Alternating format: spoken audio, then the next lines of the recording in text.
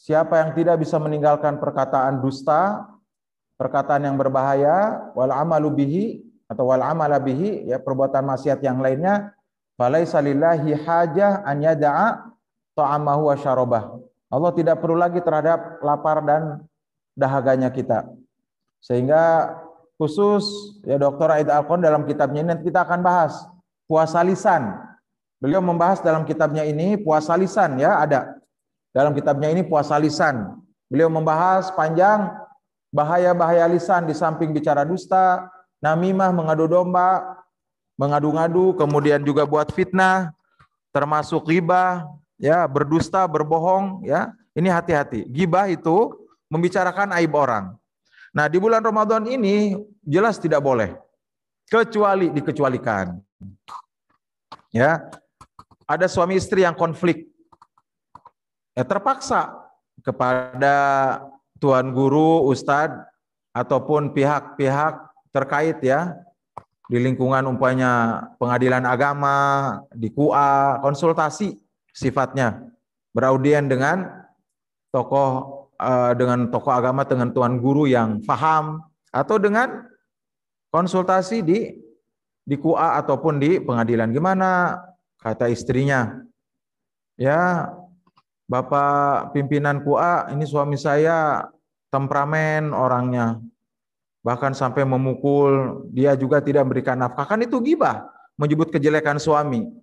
Boleh, hukumnya boleh kalau kepada pejabat yang berwenang. Pejabat yang berwenang dengan tujuan mencari solusi. Ya, kepada tuan guru minta nasihatnya, atau seorang suami, ya maaf Ustadz, tuan guru, ya itu diperbolehkan. Diperbolehkan. Kami pernah itu. Ada seorang istri datang dipukulin oleh suaminya. Masa tidak boleh ghibah gitu? Ya itu kejelekan suaminya mukul istri disampaikan ke kita. Karena tidak kuat. Dia mau pulang, mana istrinya ini beberapa tahun baru masuk Islam, mu'alaf, 5 tahun apa 6 tahun. Ya masih perlu dididik, diajari oleh suaminya. Ya dipukulin. Hanya istrinya bilang, Pak taraweh ke sana, sholat berjamaah, dipukulin istrinya itu. Bukan malah diajarin.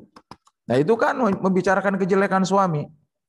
Ya, nah karena istrinya mendesak. Jadi begitu pula mengadukan kepada pihak berwajib. Kejelekan akhlak daripada tetangganya. Umpamanya. Ya, Pak saya dituduh menyerobot lahannya dia, menyerobot tanahnya dia.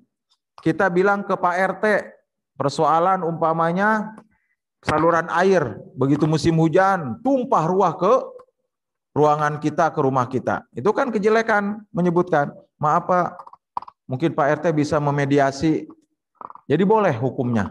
Yang sifatnya itu kebutuhan. Yang sifatnya kebutuhan, boleh mengadukan. Kalau di sana ada unsur ghibah, Allah memaafkan. Bagaimana kita mau mengajukan ke pengadilan? Bagaimana suami istri mau beraudien, berkonsultasi sama tuan guru? Ada masalah dengan istrinya. Tuan guru, kami ada masalah. Apa masalahnya? Enggak maulah, saya takut ghibah ini Pak Tuan Guru. Apa masalahnya dengan istrinya? Apa masalahnya? Enggak mau, takut ghibah. Tidak bisa diselesaikan. Ya, evaluasi nih, mau kenaikan kelas, guru-guru si A, si B dinaikkan enggak? Oh, dia akhlaknya tidak bagus itu, sering bolos. Itu kan ghibah, membicarakan kejelekan. Boleh hukumnya kalau itu kebutuhan. Guru-guru wali kelas dengan guru-guru yang lain bermusyawarah. Si fulan ini kan apa enggak, ini akhlaknya buruk sekali, ini jarang masuk, tidak beradab. Itu kan ghibah, membicarakan aib orang. Tapi karena kebutuhan, hukumnya boleh. Begitu Pak Arman ya? Begitu. Tapi kalau bukan kebutuhan, sekedar kepo, pengen tahu, sekedar iseng, tahu tidak, tetangga kita itu dia selingkuh, apa maksudnya? Itu dia korupsi, apa maksudnya? Ya, kita pejabat berwenang bukan, pihak berwajib bukan, KUA bukan, tokoh agama bukan. Jadi kalau ada yang ngobrol, sampaikan kepada yang paham aja begitu. Atau kalau dia memang ada solusi silahkan. Ya, mohon maaf suami saya belum gajian, mau pinjam uang dulu, kasih itu mah langsung. Kan membicarakan suaminya, suami saya belum ada uang, jadi pinjam dulu ya silahkan. Jadi ada kebutuhan yang mendesak untuk dibicarakan kejelekannya.